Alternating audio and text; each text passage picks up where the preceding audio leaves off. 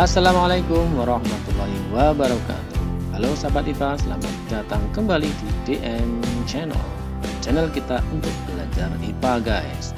Nah, pada video kali ini kita akan menyajikan pembahasan soal-soal tryout yang pertama TKAD atau tes kemampuan akademik daerah untuk mata pelajaran IPA Kabupaten Gunung Kidul bagian yang pertama guys. Nah, bagi sahabat IPA khususnya kelas 9 SMP, jangan sampai ketinggalan untuk menyimak video ini sampai selesai. Baik sahabat IPA, mari kita mulai saja pembahasannya sama-sama. Soal nomor 1, perhatikan tabel berikut. Nah, sahabat IPA, di sini kita disajikan sebuah tabel yang berisi tentang nama besaran, satuan, dan alat ukurnya. Kemudian pertanyaannya adalah besaran dan satuan dalam SI serta alat ukur yang sesuai ditunjukkan oleh nomor titik-titik guys. Oke, langsung saja kita analisis satu persatu guys. Data nomor 1, besarnya panjang, kemudian satuannya meter, kemudian alat ukurnya mistar. Ya, ini betul guys. Kemudian nomor 2, besaran berat, satuannya kilogram, alat ukurnya neraca. Ya, ini salah guys. Jadi berat itu satuannya bukan kilogram tetapi adalah newton guys. Nah, ini salah. Kemudian besaran yang ketiga adalah waktu, satuannya sekon, alat ukurnya stopwatch. Ini betul. Kemudian yang 4 itu besarannya suhu, kemudian satuannya celcius, kemudian alat ukurnya termometer. Nah, ini salahnya di sini guys. Jadi suhu itu satuannya Celcius tapi bukan SI ya. Dalam SI itu satuannya adalah Kelvin. Kemudian yang nomor 5 itu kuat arus, satuannya ampere, kemudian alat ukurnya ampere meter. Ini juga betul guys. Jadi yang betul pasangan besaran satuan dalam SI serta alat ukur yang sesuai yaitu nomor 1, 3, dan 5 guys. Jadi untuk soal nomor 1 ini yang betul adalah yang C guys. Soal nomor 2, Aldi ingin mandi namun karena cuaca dingin tidak berani mandi dengan air yang bersuhu dingin. Kemudian Aldi memasak air sebanyak 4 kg sampai mendidih dengan suhu 100 derajat Celcius. Nah, setelah itu Aldi mencampurkannya dengan air sebanyak 16 kg dengan suhu 20 derajat Celcius. Setelah dicampurkan, suhu akhir campuran adalah titik-titik. A 22 derajat Celcius, B 36 derajat Celcius, C 44 derajat Celcius, atau D 52 derajat Celcius. Nah, sahabat IPA, untuk mengerjakan soal ini kita gunakan persamaan atau rumus asas Black guys. Nah, kita lihat langsung di pembahasannya saja. Oke, di sini ya. Jadi untuk menghitung kalor kita gunakan rumus M sama dengan kali C kali delta T. Sedangkan untuk soal tersebut itu menggunakan prinsip asas Black, yaitu kalor yang dilepas sama dengan kalor yang diterima. Jadi ada air panas yang dicampur dengan air dingin. Nah, yang dicari adalah suhu campurannya guys. Nah, asas Black ini dapat ditulis Q lepas sama dengan Q terima. Q lepas berarti kalor yang dilepaskan oleh benda yang bersuhu panas yang dicampur dengan air yang bersuhu dingin atau lebih rendah, sehingga air yang bersuhu lebih rendah atau dingin itu menerima kalor. Q lepas sama dengan Q terima, sehingga persamaan untuk Q nya menjadi M1 kali C kali delta T1, kemudian M2 C2 kali delta T2. Nah, karena yang dicampurkan ini sama-sama air, maka untuk besaran kalor jenis ini sama, maka dapat dicoret sehingga persamaannya menjadi M1 delta T1 sama dengan M2 kali delta T2. Nah, langsung saja kita masukkan nilai-nilainya yang diketahui ke dalam persamaan. Jadi langsung kita uraikan M1 kali T1 dikurangi TC. T1 adalah suhu air pertama, yaitu suhu air panas ya 100, yang dikurangi dengan suhu TC yaitu suhu campuran. Kemudian M2 itu air dingin ya, kemudian suhu campuran dikurangi T2 itu suhu air dingin mula-mula tadi. Oke, baik, kita masukkan saja. Jadi untuk air yang panas tadi masnya 4 kg, kemudian di sini 100 suhu awalnya tadi, dipanaskan, kemudian dikurangi T campuran sama dengan 16 kg dikalikan dengan T campuran dikurangi 20 derajat Celcius. Nah, kita sederhanakan dengan membagi kedua ruas dengan 4. Jadi 4 kita bagi 4, kemudian 16 juga kita bagi 4, sehingga diperoleh seperti berikut ini guys ya. 1 dikalikan 100 min TC sama dengan 4 dikalikan TC dikurangi 30, sehingga kalau kita buka kurungnya akan diperoleh seperti ini. 100 dikurangi TC sama dengan 4 TC dikurangi 80. Kemudian kita kumpulkan TC nya jadi sebelah kiri boleh, kanan boleh, kebetulan ini yang saya tulis ini di sebelah kanan. 100 tambah 80 sama dengan 4 TC plus TC, jadi 180 sama dengan 5 TC, sehingga TC nya adalah 180 dibagi 5 sama dengan 36 derajat Celcius guys. Sehingga untuk soal nomor 2 ini 36 derajat Celcius ya, yakni yang B guys. Ini dia. Soal nomor 3, perhatikan teks berikut. Judulnya yaitu peredaran bulan. Nah, di sini ada gambar bahkan peredaran bulan guys, beserta ada fase-fasenya dari mulai nomor 1, 2, 3 sampai 8 guys. Jadi di sebelah kanan adalah cahaya matahari ini ya guys. Nah, di sini cahaya matahari, kemudian ada bulan yang beredar mengelilingi bumi guys. Baik, kita baca dulu teksnya. Bulan merupakan satelit bumi yang beredar dengan periode tetap. Akibat peredaran tersebut, posisi bulan, bumi, dan matahari selalu berubah, sehingga bagian-bagian bulan yang tampak dari bumi selalu berubah secara periodik. Banyak fenomena yang muncul akibat hal tersebut seperti perubahan fase bulan dari hari ke hari, pasang surut air laut, dan gerhana. Oke, kita langsung lanjutkan apa ini? Langsung ke pertanyaan. Fenomena yang terjadi akibat perubahan letak bulan, bumi, dan matahari yang benar adalah titik-titik guys. Oke, langsung kita analisis saja satu persatu dari 4 opsi ABCD ini guys. Baik, untuk yang opsi A, pada posisi 5 gaya tarik bulan terhadap bumi paling besar, sehingga permukaan bumi yang menghadap ke bulan mengalami pasang naik guys. Kita lihat di sini posisi 5 guys, apakah menyebabkan pasang naik? Oke, jadi kalau di posisi 5 ini gaya tarik bulan terhadap bumi memang paling besar. Karena apa? Karena adanya gaya gravitasi matahari yang turut berperan bekerja sejajar dengan gaya gravitasi bulan, sehingga menyebabkan gaya yang bekerja ke bumi, gaya gravitasi yang bekerja ke bumi menjadi gaya gravitasi yang bekerja pada bumi menjadi semakin besar atau paling besar guys. Sehingga pada posisi 5 ini akan terjadi pasang naik ya, pasang naik. Jadi posisi 5 itu pasang naik. Begitu juga dengan posisi 1, ini juga sejajar. Jadi posisi 5 dan posisi 1 ini akan terjadi pasang naik guys. Jadi untuk option A ini benar guys. Nah, tapi apakah option yang lain B, C, dan D itu juga benar atau bahkan salah? Mari kita lihat satu persatu guys. Baik, kita lihat yang pilihan B. Pada posisi 1, bulan tidak terlihat karena cahaya matahari terhalang oleh bumi, sehingga bayang-bayang bumi menutupi bulan. Ini betul apa tidak guys? Kita lihat posisi 1 di sini, berarti bulan di antara bumi dengan matahari. Nah, di sini bulan tidak terlihat karena memang bulan itu membelakangi bumi. Jadi bagian bumi yang terlihat, bagian bulan yang terlihat dari bumi itu hitam karena memang bumi berada di belakang matahari, sehingga bumi tidak kelihatan. Nah, jadi alasan ini karena cahaya matahari terhalang oleh bumi, sehingga bayang-bayang bumi menutupi bulan. Ini salah guys. Justru bulanlah yang menghalangi cahaya matahari yang sampai ke bumi guys. Jadi yang option B salah. Kemudian yang C, ketika bulan pada posisi 5 antara matahari, bumi, dan bulan berada pada satu garis lurus, akan terjadi gerhana matahari karena bumi tertutup oleh bayang-bayang bulan. Yang posisi 5 guys. Nah, yang posisi 5 ini bulan bumi dan matahari. Berarti bumi berada di antara bulan dan matahari. Nah, justru kalau di posisi 5 ini ya,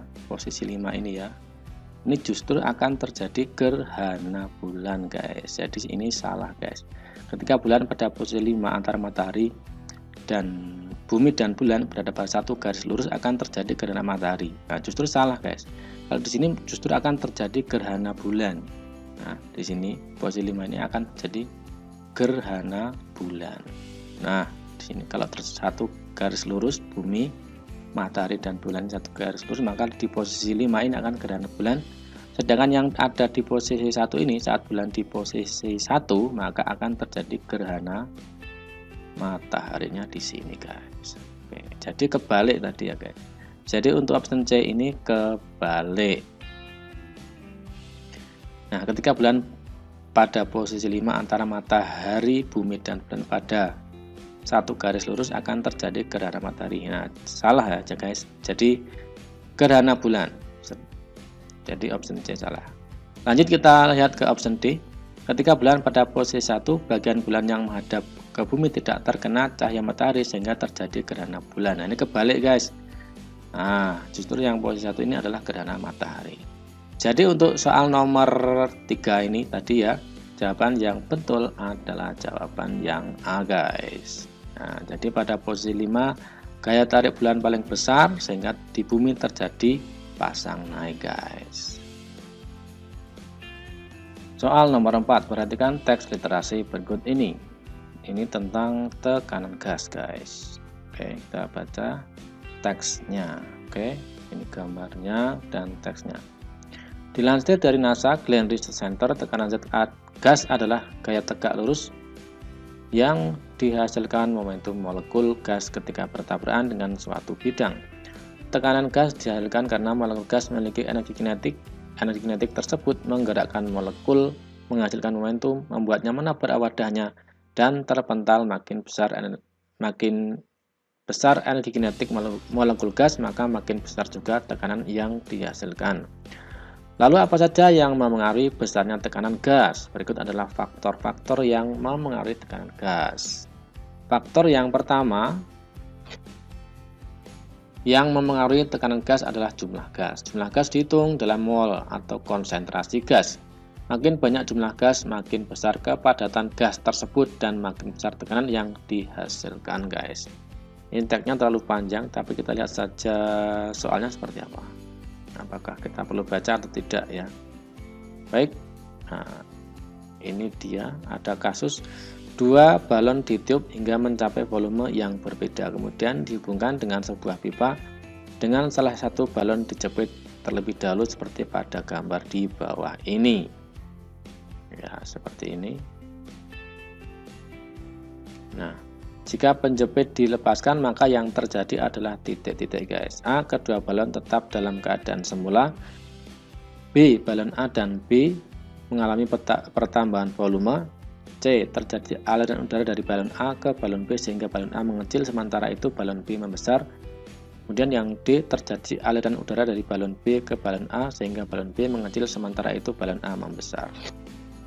Kalau asumsi secara umum, kemungkinan kita akan menjawab yang C ya, guys. Dari udara dari A akan mengalir ke B sehingga A semakin kecil dan B semakin besar. Tapi nanti kita lihat dulu pembahasannya, guys. Jadi percobaan ini merupakan ilustrasi dari prinsip tekanan dan elastisitas pada balon, serta hukum gas ideal dan fenomena instabilitas tekanan pada balon. Penjelasan langkah demi langkah.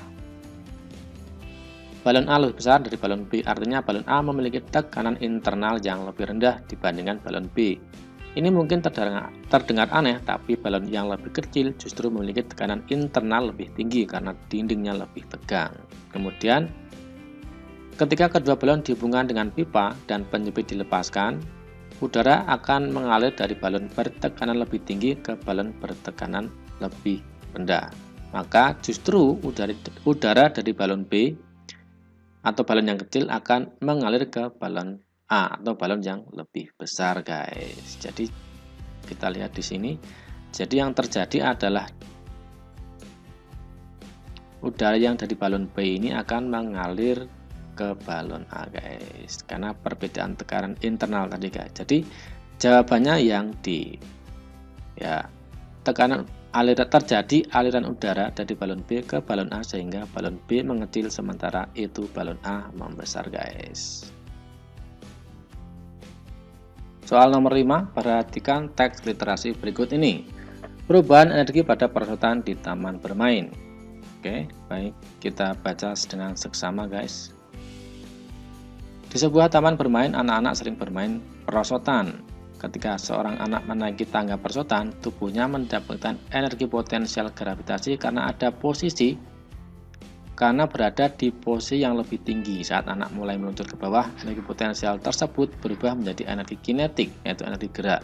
Semakin curam dan licin permukaan perosotan, semakin cepat anak meluncur karena energi kinetiknya meningkat. Nah, ini dia ada gambarnya guys, ilustrasinya ada anak yang bermain perosotan. Namun tidak semua energi potensial berubah menjadi energi gerak. Sebagian energi berubah menjadi energi panas akibat gesekan antara pakaian anak dan permukaan perosotan. Inilah sebabnya permukaan perosotan bisa terasa hangat telah digunakan berkali-kali. Fenomena sederhana ini menunjukkan bahwa energi tidak hilang, tetapi berubah bentuk dari satu jenis ke jenis lain sesuai dengan hukum kekekalan energi, guys. Nah, kita lihat di sini. Berikut ini merupakan ukuran dimensi dari sebuah perosotan pada taman bermain. Jadi di sini ada gambarnya dan ada ketinggiannya, guys. Kemudian kita lihat soalnya. Seorang anak dengan massa 25 kg bermain perosotan di atas, dan jika percepatan gravitasi di tempat tersebut adalah 10 meter per sekon kuadrat, maka besar perubahan energi potensial yang terjadi adalah titik-titik, guys. Nah, ini jawabannya terpotong. A 130, B 200, Joule, C 13.000 Joule, kemudian D 20.000 Joule. Oke, mari kita lihat pembahasannya, guys. Jadi besar yang ditanyakan adalah besar perubahan energi potensial yang terjadi saat bermain perosotan. Jadi saat bermain perosotan, maka anak akan menaik sampai posisi di sini, ya, di sini, ya. Kemudian akan turun sampai posisi di sini, sehingga ada perbedaan ketinggian. Jadi kalau perbedaan besar perubahan energi potensial, berarti energi potensial di posisi ini dikurangi energi potensial di posisi ini. Karena di posisi bawah ini hanya sama dengan 0, sehingga EP-nya juga sama dengan 0. Praktis yang kita hitung cuma energi potensial yang ada di titik atas ini, guys. Jadi kita langsung saja kita hitung energi potensial saat berada di titik yang ini, guys. Kita lihat pembahasannya. Nah, ini dia.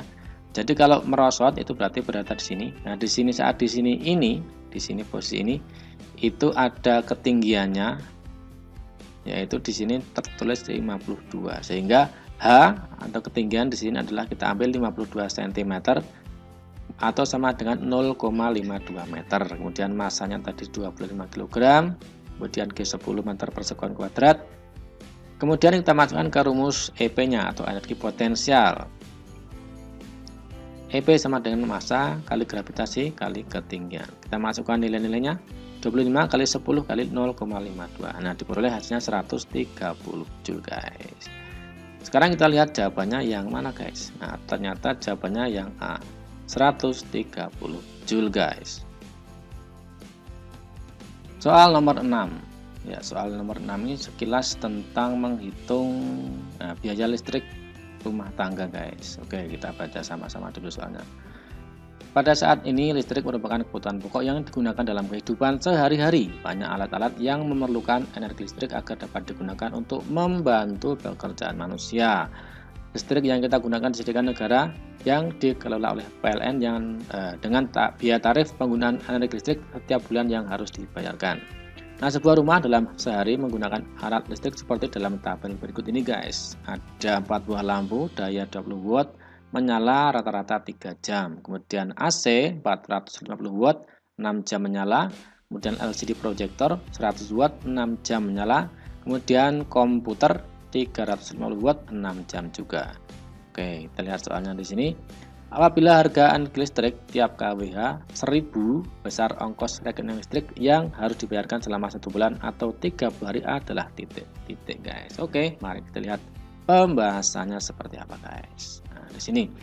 Nah, untuk menghitung energi listrik maka kita gunakan rumus W sama dengan P kali T. Yang pertama kita hitung dulu energi tiap alat per hari. Jadi energi sama dengan daya dikalikan dengan waktu dikalikan dengan jumlah alatnya. Ini dibagi 1000 karena langsung kita jadikan dalam kWh ya guys, disesuaikan dengan tarif listrik yang didasarkan pada satuan kWh. Jadi untuk lampu itu ada 4 buah lampu, dayanya 20 watt, kemudian menyala 3 jam. Nah, jadi setelah dihitung maka diperoleh 0,24 kWh per hari. Dengan cara yang sama untuk AC itu juga dihitung, dihasilkan 2,7 kWh per hari. Kemudian LCD proyektor dengan cara yang sama diperoleh 0,6 kWh per hari.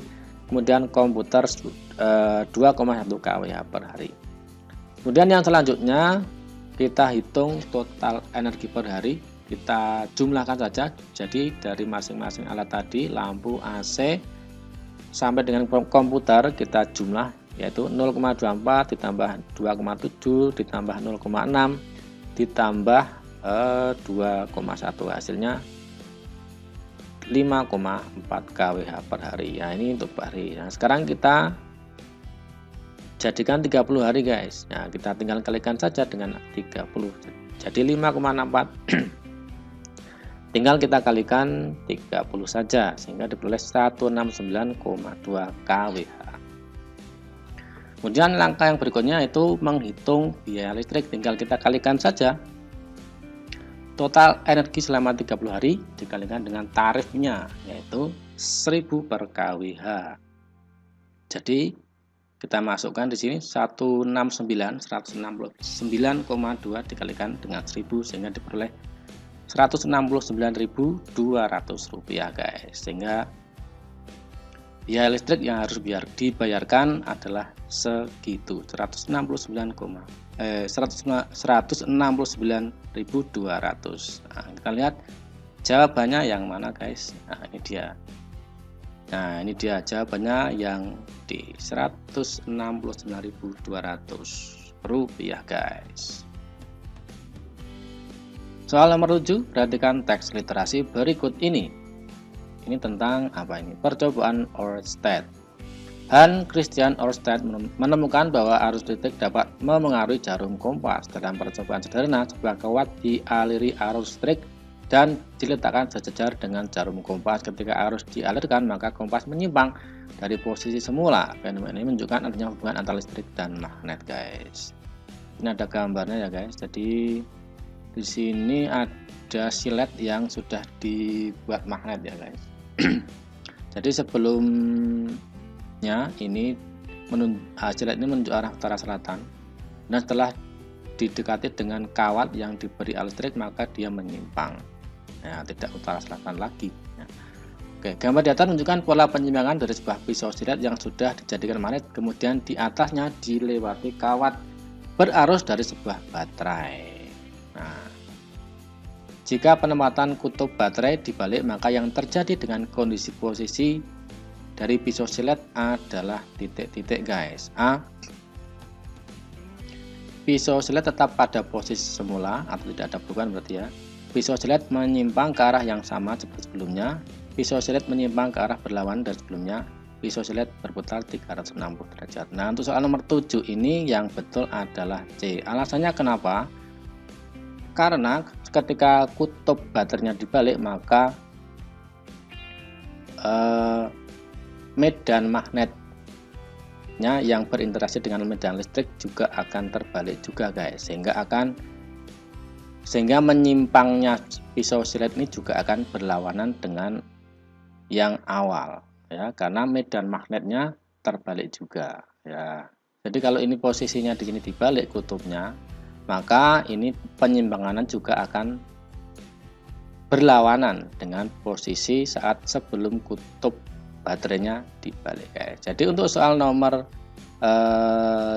berapa ini? 7 ya. Yaitu jawabannya adalah C. Bisoselet menyimpang ke arah berlawanan dari sebelumnya, guys. Soal nomor 8, perhatikan teks di bawah ini. Hidra si makhluk hidup abadi. Oke, ini ada gambarnya, guys. Mari kita baca. Ternyata lumayan banyak juga. Oke, hidra adalah organisme air tawar kecil yang termasuk dalam film Cnidaria, kerabat dekat ubur-ubur dan anemon laut. Hidra berbentuk tabung dengan satu ujung berfungsi sebagai kaki yang dapat menempel pada tempat tinggalnya dan ujung lainnya memiliki mulut dengan sel penyengat atau cnidosit.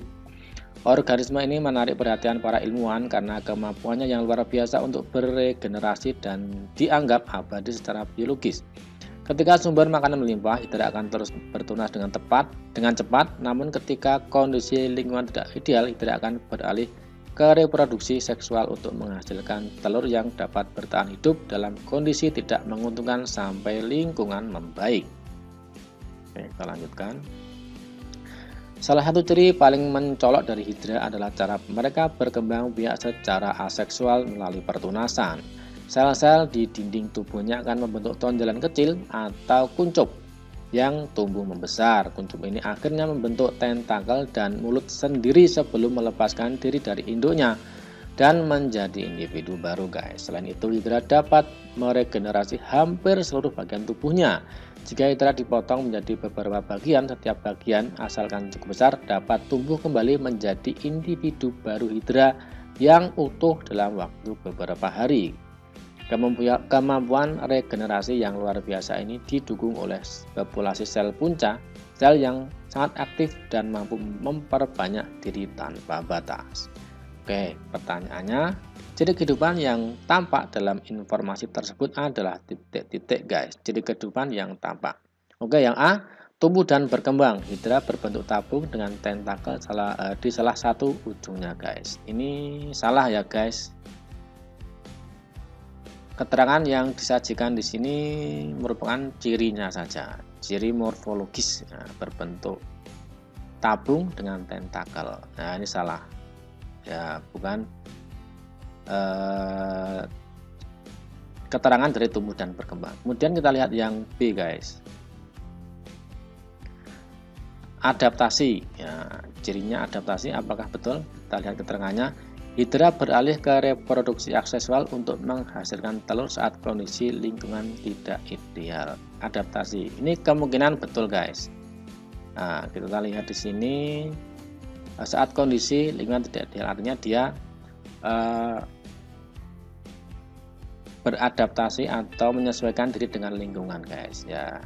Tapi kita lihat dulu yang lain. Yang C, menanggapi rangsang atau iritabilitas. Hidra menggunakan sel punca yang aktif untuk meregenerasi seluruh bagian tubuhnya. Ini salah, guys, karena menanggapi rangsang atau iritabilitas di sini. Kemudian yang disajikan keterangannya ini adalah ciri meregenerasi, yaitu berkembang biak harusnya, guys. Nah, salah, yang C salah. Kemudian yang D, memerlukan makanan. Hidra memiliki kemampuan beregenerasi membuatnya dianggap abadi secara biologis. Ini juga salah, guys, karena beregenerasi ini merupakan ciri dari makhluk hidup, yaitu berkembang biak, bukan memerlukan makanan. Sehingga untuk soal ini yang paling betul adalah yang B, guys. Adaptasi. Nah, di sini hidra beralih ke reproduksi seksual untuk menghasilkan telur saat kondisi lingkungan tidak ideal. Jadi saat kondisinya tidak ideal, dia menyesuaikan diri. Bagaimana caranya? Beralih reproduksi seksual, guys. Nah, itu. Jadi untuk soal nomor berapa ini tadi? 8 ya. Soal nomor 8 ini yang paling betul adalah jawaban yang B, guys. Soal nomor 9, perhatikan teks di bawah ini. Infeksi kulit di kelembapan udara yang tinggi saat musim hujan, guys. Oke, kita baca sama-sama. Kulit adalah bagian tubuh yang sangat sensitif terhadap perubahan musim, terutama pada iklim tropis seperti Indonesia, karena cuaca dapat berubah ekstrim. Kelembapan dan Udara yang tinggi selama musim hujan menciptakan tempat berkembang biak yang sempurna bagi bakteri dan jamur yang dapat menginfeksi kulit di musim hujan. Masalah kulit seperti panu dan bisul memang sering terjadi karena kondisi lingkungan yang lembab. Harusnya pakai B itu ya. Kemudian infeksi kulit seperti panu disebabkan oleh jamur Malassezia furfur, sementara bisul dapat disebabkan oleh bakteri Staphylococcus aureus. Keduanya adalah organisme mikroskopis yang hidup di kulit manusia, namun diklasifikasikan dalam kingdom yang berbeda, guys. Nah, di sini ada gambarnya. Jamur dan bakteri, guys. Nah, dan kita lihat soalnya. Perbedaan mendasar yang menempatkan jamur dan bakteri dalam kingdom yang terpisah berdasarkan sistem 5 kingdom adalah titik-titik. Oke, kita lihat di sini. Dari A itu menyoroti tentang ada tidaknya apa ini? Oh, kemampuan memperoleh makanan apakah autotrof atau heterotrof. Kemudian yang B itu ada tidaknya dinding sel. Kemudian yang C membran pada inti atau eukariotik atau prokariotik. Kemudian yang D adalah apa ini, jumlah sel. Nah, di sini ya, jadi yang A atau autotrof atau heterotrof, kemudian yang B dinding sel atau ada tidaknya, kemudian yang C ada tidaknya membran inti, kemudian yang D jumlah sel, apa satu sel atau banyak sel. Baik, kita lihat pembahasan di sini ada sajikan tabel ya, guys. Nah, ini dia. Jadi untuk jamur ini termasuk kingdom Monera. Kebalik ya. Untuk bakteri itu termasuk kingdom Monera, sedangkan jamur itu termasuk kingdom Fungi. Nah, di sini ada contohnya. Ada bakteri, kemudian jamur. Nah, ini jadi untuk jamur bakteri Monera, kemudian untuk jamur Fungi. Nah, kita lihat tipe selnya, ada membran selnya atau tidak. Nah, ternyata kalau kita lihat untuk bakteri itu prokariotik. Nah, sifatnya prokariotik artinya tidak memiliki membran inti. Ya, inti selnya tidak ada membrannya. Kemudian kalau jamur itu sifatnya eukariotik, yakni memiliki membran inti, guys. Nah, ini sementara mungkin ini dulu ya yang betul, tapi kita lihat yang lain terkait dengan jumlah selnya. Kalau kingdom Monera atau bakteri ini bersel satu, kita lihat yang jamur itu juga ada yang bersel satu, berarti ada yang bersel satu dan ada yang bersel banyak atau multiselular. Jadi ini tidak perbedaan yang mendasar, karena bakteri dan jamur itu ada persamaan ya, ada yang sama-sama bersel satu. Kemudian tadi ada tidaknya dinding sel, malah sama ini sama-sama ada ya, jadi bakteri ada dinding selnya, kemudian fungi juga ada dinding selnya. Kemudian dari cara memperoleh nutrisi ya, ini untuk bakteri itu ada autotrof dan juga bisa heterotrof. Kemudian untuk jamur ini cuma heterotrof saja, guys. Jadi sama-sama ada yang heterotrof. Jadi antara jamur dan bakteri itu ada persamaan. Jadi heterotrof ada untuk bakteri, yang sama juga pada jamur juga heterotrof, guys. Kemudian sudah. Jadi perbedaan yang utama mendasar adalah pada tipe selnya. Di sini ada yang prokariotik untuk bakteri, sedangkan jamur itu eukariotik. Ya, itu jelas sekali. Sehingga untuk soal ini jawabannya adalah yang mana tadi? Yang C berarti ya, guys. Ini dia. Jadi sel jamur bersifat eukariotik, sedangkan sel bakteri bersifat prokariotik atau tidak memiliki membran inti, guys. Soal nomor 10, perhatikan informasi di bawah ini. Tape singkong rasa manis hasil mikroba. Oke, kita lihat sini ada gambar tape ya, guys. Kita baca sama-sama. Tape singkong adalah hidangan tradisional yang dihasilkan melalui proses fermentasi. Bahan utama tape adalah singkong yang diubah dengan bahan ragi tape, Saccharomyces cerevisiae, dan beberapa mikroorganisme lainnya, yaitu biang yang mengandung biang yang mengandung kapang biang gitu. Mengandung kapang, khamir dan bakteri asam laktat. Proses fermentasi mana ini? Proses fermentasi ini adalah serangkaian perubahan kimia dan fisika yang kompleks. Perubahan-perubahan ini secara menghasilkan tekstur singkong yang lunak dan berair dengan rasa manis yang sedikit asam serta aroma yang khas. Perubahan yang terjadi pada proses pembuatan tape singkong melalui berbagai tahapan diantaranya 1, 2, 3, 4, 5, 6. Kita langsung lihat pertanyaannya saja guys. Perubahan kimia yang terjadi saat pembuatan tape singkong ditunjukkan oleh pada nomor. Oke, kita langsung saja pilih yang perubahan kimia guys. Baik, nomor 1, singkong yang berukuran besar dipotong kecil-kecil untuk optimalisasi waktu dan pemerataan. Pemotongan bukan perubahan kimia, tapi perubahan fisika. Besar menjadi kecil ya, tidak ada zat baru, cuma dipotong saja, beda ukuran saja. Jadi yang 1 bukan perubahan kimia. Kita lihat yang kedua. Oke. Pati atau karbohidrat kompleks dalam singkong diubah menjadi gula oleh enzim yang dihasilkan lagi. Nah, ini baru perubahan kimia guys. Oke, ini nomor 2.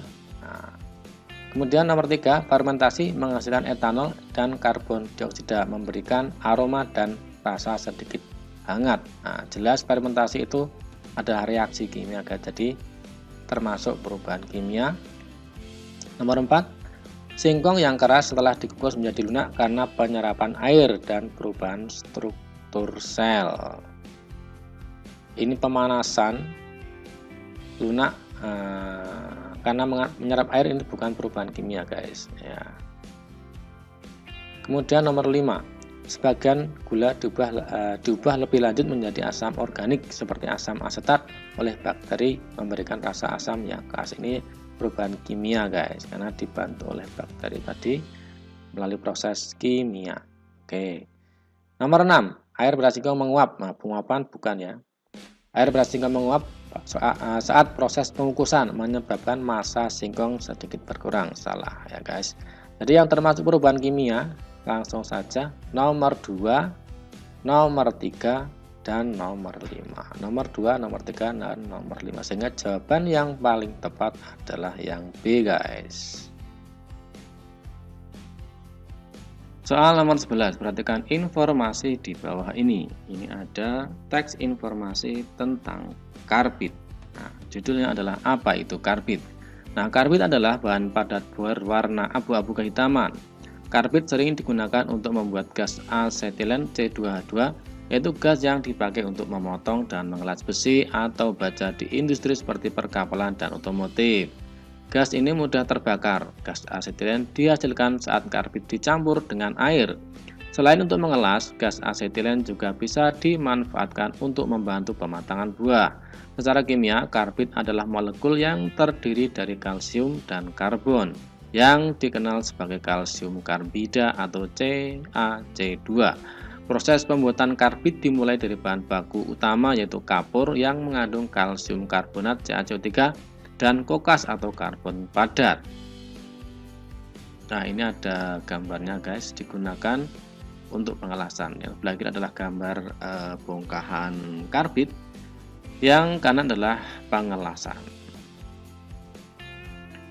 Berikut ada langkah pembuatannya ya guys. Di sini ada berapa? 1, 2, 3 langkah pembuatan karbid atau kalsium karbida ini. Yang pertama, batu kapur dipanaskan sangat tinggi, memecah kalsium karbonat menjadi oksida kalsium dan gas karbon dioksida. Kemudian oksida kalsium CaO dicampur dan dipanaskan bersama kokas atau karbon pada suhu yang sangat tinggi.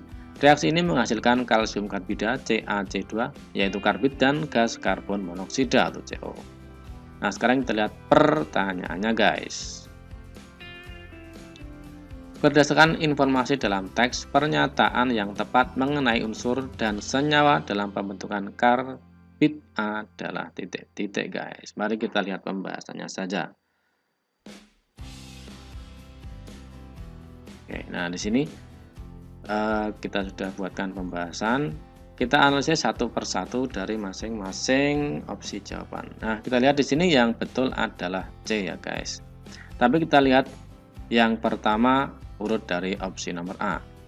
Berikut adalah pembahasannya. A. Kalsium karbonat adalah campuran yang didekomposisi untuk menghasilkan senyawa karbida. Nah, ini salahnya adalah kalsium karbonat adalah bukan campuran, tapi senyawa, guys. Kemudian yang B, karbid atau kalsium karbida termasuk unsur karena hanya mengandung kalsium dan karbon. Bukan unsur ya, guys, tapi karbid adalah senyawa ya. Seperti yang sudah dibahas di opsi A tadi. Kemudian yang C ini benar. Karbid merupakan senyawa ya, kalsium karbida yang tersusun dari unsur kalsium dan unsur karbon, atau secara kimia rumusnya ada CaC2. Kemudian yang D, kalsium dan karbon jika ditambah air akan menghasilkan campuran yang merata atau homogen. Ini salah ya, guys, karena informasi ini memang tidak ada di teksnya tadi, tidak ada. Yang ada di sini adalah karbid itu CaC2 dan bukan kalsium dan karbon murni, jadi senyawa ya, guys. Nah, karbid CaC2 ini bereaksi dengan air akan menghasilkan gas asetilen. Ini informasi yang ada berdasarkan teks di atas tadi, guys. Jadi untuk nomor 11 ini yang betul adalah C, guys. Ya, di sini adalah C, yaitu karbid merupakan senyawa kalsium karbida yang tersusun dari unsur kalsium dan unsur karbon, guys. Soal nomor 12, bacalah pernyataan di bawah ini. Oke, di sini ada teks ya, literasi kasus kelainan pada sistem peredaran darah. Pak Anton, seorang manajer berusia 58 tahun, memiliki riwayat penyakit diabetes tipe 2 yang tidak terkontrol dan kebiasaan merokok. Suatu sore di kantor, rekan kerjanya melihat Pak Anton tiba-tiba terjatuh dengan sisi kiri wajahnya terlihat melorot, dan ketika ia mencoba berbicara, suaranya terdengar tidak jelas atau pilu. Rekan kerjanya segera membawa Pak Anton ke rumah sakit. Dokter mendiagnosisnya mengalami stroke iskemik, yaitu stroke akibat adanya gumpalan darah yang menyumbat pembuluh darah di otak. Penanganan harus dilakukan dalam periode emas atau golden hour karena kondisi ini dapat berakibat fatal. Langkah pertama yaitu pemberian obat trombolitik yang bertujuan memecah gumpalan tersebut secara secepatnya untuk mengembalikan aliran darah dan meminimalkan kerusakan otak. Berdasarkan pernyataan di atas, jika Pak Anton dinyatakan sembuh, manakah dari kombinasi tindakan berikut yang merupakan langkah pencegahan yang paling efektif dan komprehensif untuk mengurangi resiko terkena penyakit stroke, guys? Oke, kita lihat jawabannya. A. Mengonsumsi suplemen vitamin C dosis tinggi setiap hari dan melakukan check up MRI otak setiap tahun. Menghindari merokok, mengelola stres dengan baik, dan membatasi konsumsi makanan yang tinggi natrium, garam, dan lemak jenuh. Rutin minum obat pengencer darah, antikoagulan, dan menjalani terapi fisik untuk memperkuat otot jantung, atau rajin berolahraga ringan seperti jalan kaki, melakukan diet ketat, rendah karbohidrat secara permanen, dan memastikan asupan kafein yang tinggi untuk menjaga kewaspadaan, guys. Jadi permasalahannya adalah terkait dengan stroke ya, guys, penyakit stroke. Nah, oke, sekarang kita lihat pembahasannya. Jadi sesuai dengan pembahasan, untuk jawaban soal ini adalah yang B, guys. Tapi nanti kita lihat pembahasannya biar tambah pemahaman kita. Jadi jawaban yang paling tepat adalah menghindari merokok, mengelola stres dengan baik, dan membatasi konsumsi makanan yang tinggi natrium dan lemak jenuh. Oke, kenapa kita pilih B? Nah, kita lihat di sini pembahasannya. Menghindari merokok.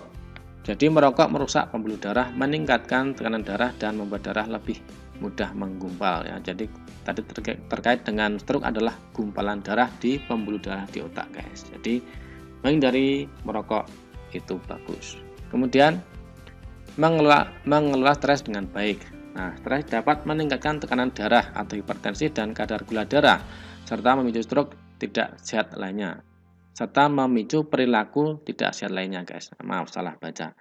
Yang semuanya merupakan faktor risiko stroke, guys. Jadi tekanan darah tinggi, kadar gula darah itu juga bisa mengakibatkan stroke ya. Kemudian yang ketiga, membatasi konsumsi makanan yang tinggi natrium atau garam dan lemak jenuh. Jadi Makanan yang natriumnya tinggi itu dapat menyebabkan tekanan darah tinggi atau hipertensi. Ini penyebab stroke yang paling dominan.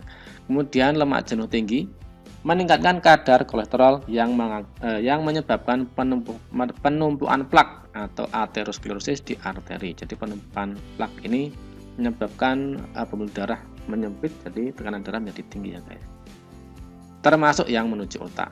Ya, oke. Kemudian kita lihat analisis pilihan lain, kenapa yang jawaban A, C, dan D ini salah guys. Oke, kita lihat. Yang A, terkait dengan adanya suplemen vitamin C dosis tinggi. Nah, ini tidak terbukti kan menjadi pencegahan stroke ya guys, yang efektif. Jadi kalau C itu biasanya untuk ketahanan fisik ya. Kemudian MRI otak rutin ya, itu pengecekan otak adalah diagnostik bukan pencegahan. Jadi yang A ini jelas bukan. Kemudian yang C, obat pengencer darah atau antikoagulan merupakan pengobatan ya, jadi bukan pencegahan. Yang ditandakan tadi adalah pencegahan dalam soalnya. Obat pengencer darah atau antikoagulan merupakan pengobatan untuk orang yang sudah terkena. Jadi kalau ini sudah terkena baru diberi obat pengencer darah. Dan terapi fisik digunakan untuk melatih kekuatan otot, biasanya pada tahap pemulihan bukan pencegahan stroke utama. Oke.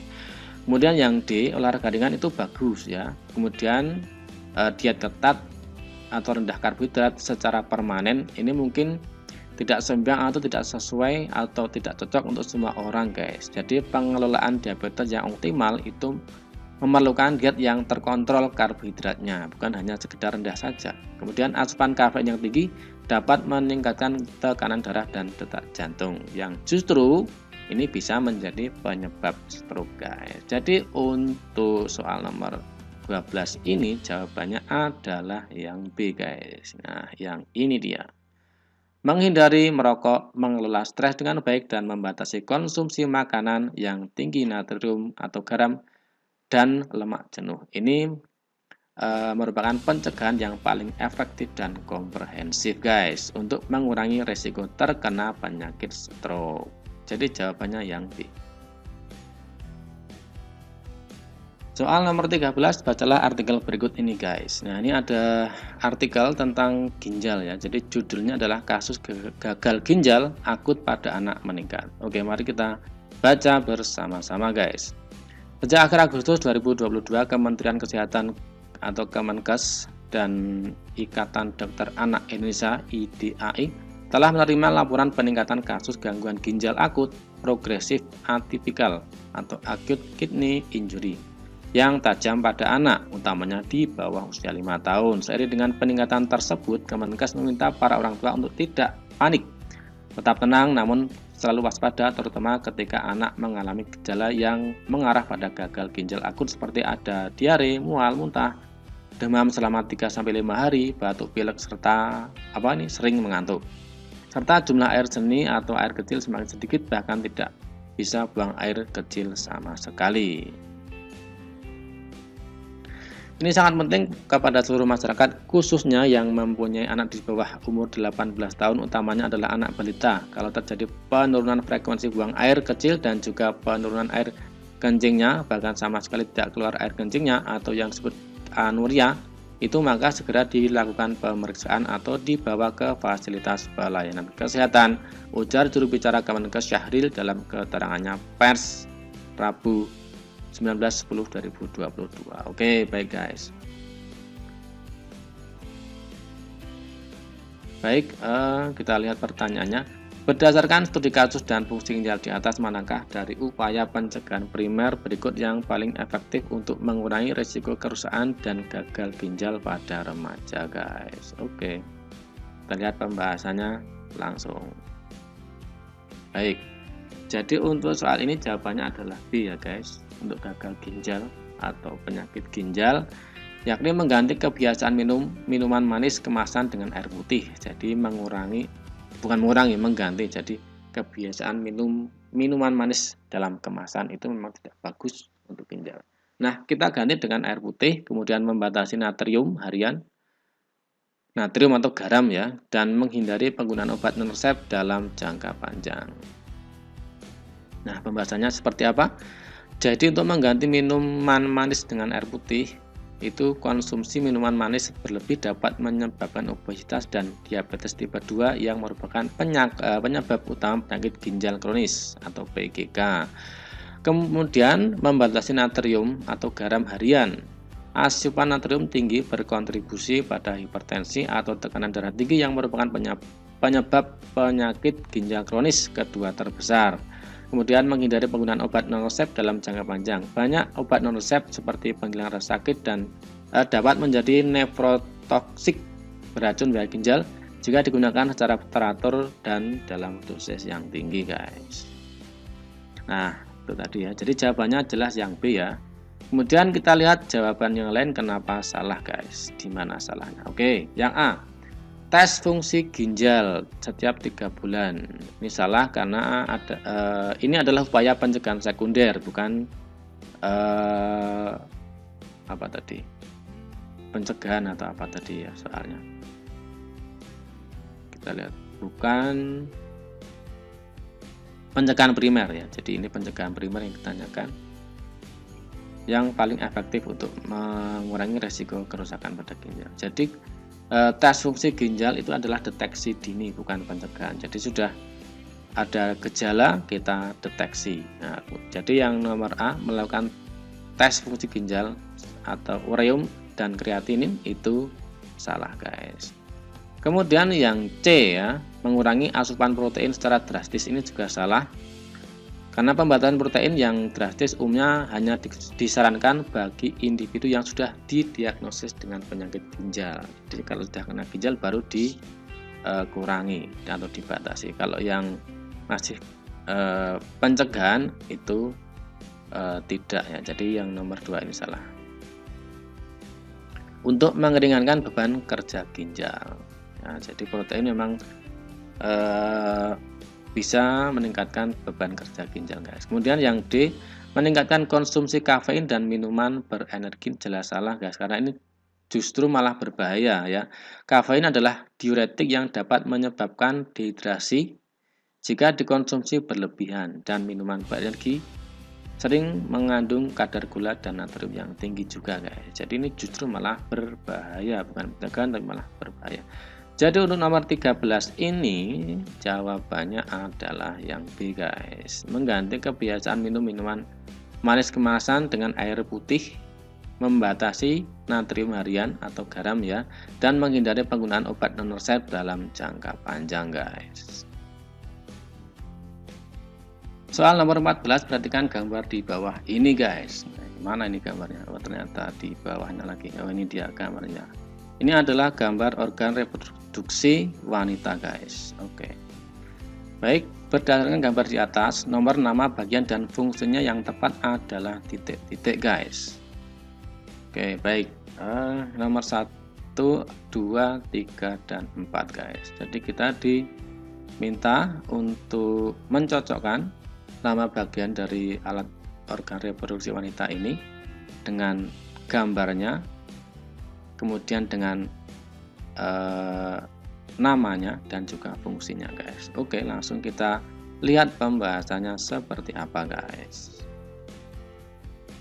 Baik, di sini jawabannya tidak ada jawaban yang benar. Jadi jawaban tidak ada jawaban yang benar. Apakah betul seperti itu? Mari kita lihat satu persatu, guys. Jadi kalau kita lihat di sini ada gambar organ reproduksi pada wanita. Jadi nomor 1 ini adalah infundibulum, nanti ada penjelasannya. Nomor 2 di sini adalah uterus. Yang ketiga adalah tuba fallopi. Nomor 4 adalah ovarium, guys. Oke, mari kita lihat kenapa nomor 14 ini kok tidak ada jawabannya, guys. Baik, kita lihat satu persatu, guys. Oke, nomor 1 adalah ovarium, tempat di mana ovum diproduksi dan dilepaskan secara periodik. Ya, kalau kita lihat di sini pernyataannya benar ya, guys. Ovarium adalah tempat di mana ovum diproduksi dan dilepaskan secara periodik. Ini betul, tapi kemungkinan ini tidak sesuai dengan gambarnya. Jadi yang gambar nomor 1 itu bukan ovarium, tapi adalah infundibulum. Nah, ovariumnya justru ada di nomor 4. Ya, nomor satu adalah infundibulum ya, yaitu bagian ujung tuba fallopi dekat dengan ovarium. Ya, salahnya di situ ya guys. Yang fungsinya adalah menangkap dan mengarahkan sel telur atau ovum yang baru dilepaskan dari ovarium menuju bagian lain dari tuba fallopi guys. Oke, baik. Kita lanjut nomor 2. Nomor 2 adalah tuba fallopi atau oviduk, tempat utama terjadinya proses fertilisasi peluburan sperma dan ovum dan saluran bagi zigot menuju uterus. Nah, kalau nama organnya betul ya, nama organnya betul sesuai dengan fungsinya, yaitu tuba fallopi atau oviduk, tempat terjadinya proses fertilisasi, tapi tidak sesuai dengan gambarnya guys. Nomor yang ditunjuk tidak sesuai. Jadi untuk nomor 2 adalah uterus ya, bukan tuba fallopi, yang fungsinya sebagai tempat implantasi atau penanaman dan perkembangan janin hingga siap lahir. Tuba fallopi adalah tempat fertilisasi ya, tadi ya sudah dibahas, tetapi ditunjukkan oleh nomor 3. Mana nomor 3? Ya, ini dia tuba fallopinya di nomor 3 di sini guys. Baik. Jadi nomor atau option B juga salah. Kemudian kita lihat yang option C. Nomor 3 adalah infundibulum.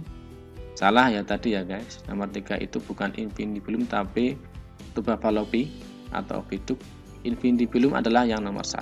Nah, jelas salah ini, yaitu organ berotot tebal yang berfungsi sebagai tempat implantasi dan perkembangan janin hingga siap lahir. Jadi keterangannya ini fungsinya bukan fungsi dari infundibulum tapi fungsi dari uterus ya. Ya, karena tempat implantasi adalah uterus, termasuk juga perkembangan janin. Jadi nomor 3 salah.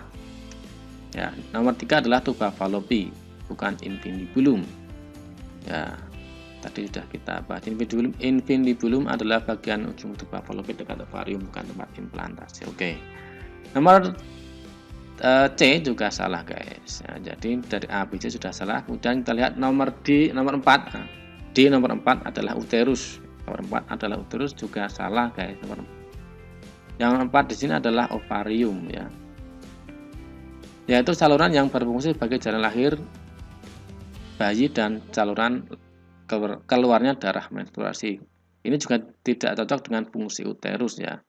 Baik, salah ya. Jadi ini nomor 4 adalah ovarium, bukan uterus. Uterus ditunjukkan oleh nomor 2. Nah, tadi sudah kita bahas fungsi dari uterus, yaitu sebagai tempat implantasi. Sedangkan saluran yang berfungsi sebagai jalan lahir bayi dan saluran keluarnya darah menstruasi adalah vagina. Di sini tidak ditulis nomornya guys.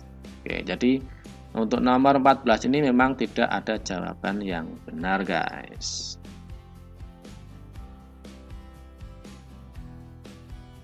Soal nomor 15.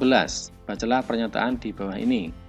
Tape atau tapai adalah makanan fermentasi tradisional Indonesia yang terbuat dari bahan baku seperti singkong atau beras ketan guys. Proses pembuatannya memanfaatkan prinsip bioteknologi konvensional yang melibatkan mikroorganisme. Fermentasi tape dilakukan dengan menggunakan ragi yang dikenal sebagai starter, yang di dalamnya terdapat jamur Saccharomyces cerevisiae dan beberapa mikroorganisme lainnya. Jamur ini mengubah karbohidrat atau pati pada singkong menjadi gula melalui enzim amilase dan kemudian mengubah gula tersebut menjadi alkohol dan karbon dioksida. Proses ini menghasilkan rasa manis, tekstur yang lebih lunak dan aroma khas tape guys.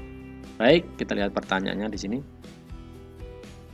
Berdasarkan teks literasi di atas, manakah pernyataan berikut ini yang paling tepat menjelaskan prinsip dasar dari hasil akhir yang diharapkan dari proses fermentasi tape guys. Oke, baik, kita lihat pembahasan saja ya guys, biar tidak terlalu lama guys. Oke, langsung kita lihat pembahasannya di sini. Oke,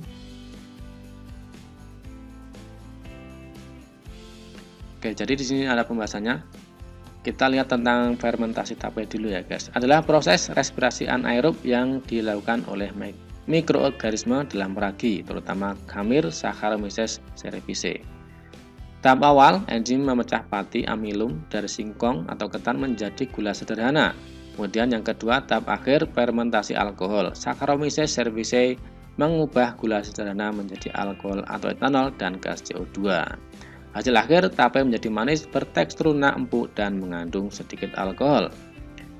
Jadi untuk soal nomor 15 ini jawabannya adalah C. yang paling tepat karena menjelaskan urutan proses mati gula alkohol plus CO2 melalui respirasi anaerob. Ya, jadi yang ini guys, yang C. Oke, yang sini. Ya, mikroorganisme pada ragi mengubah pati menjadi gula, lalu mengubah gula menjadi alkohol dan CO2. Nah, sekarang kita lihat pembahasan soal yang lain atau jawaban yang lain ya guys. Kenapa yang A salah? Jadi kita lihat di sini. Yang A. Proses ini adalah respirasi aerob di mana jamur Saccharomyces cerevisiae mengubah protein menjadi asam laktat menghasilkan rasa asam ya. Ini salah karena fermentasi adalah proses anaerob atau tanpa oksigen guys. Nah, kemudian Saccharomyces cerevisiae memang ada, tetapi produk akhirnya adalah alkohol dan CO2 bukan asam laktat ya. Kemudian yang B. Prinsipnya adalah bioteknologi modern dengan rekayasa genetika untuk meningkatkan kandungan vitamin C pada singkong. Ini juga salah guys. Karena menurut teks tadi fermentasi itu adalah contoh bioteknologi konvensional atau tradisional, tidak melibatkan rekayasa genetika. Jadi setelahnya di sini yang B. Kemudian option yang D, fermentasi tape menghasilkan penumpukan senyawa amonia yang membuat singkong menjadi lebih empuk dan meningkatkan umur simpannya. Salah. Salahnya di mana produk utama adalah alkohol dan CO2 bukan amonia. Amonia berkaitan dengan pembusaan protein, bukan proses fermentasi yang menghasilkan tape guys. Jadi untuk soal yang nomor 15 ini jawabannya adalah yang C ya. Jadi mikroorganisme pada ragi mengubah pati menjadi gula, lalu mengubah gula menjadi alkohol dan CO2 melalui proses respirasi anaerob. Ya, ini yang betul guys. Baik sahabat IPA, demikian tadi pembahasan soal periode 1 TKA IPA Kabupaten Gunung Kidul bagian yang pertama guys. Semoga bermanfaat dan jangan lupa dukung terus channel ini dengan klik subscribe dan share. Jika ada pertanyaan silahkan tulis di kolom komentar. Jangan lewatkan pembahasan soal periode 1 TKA IPA Kabupaten Gunung Kidul bagian yang berikutnya guys. Sampai jumpa. Wassalamualaikum warahmatullahi wabarakatuh.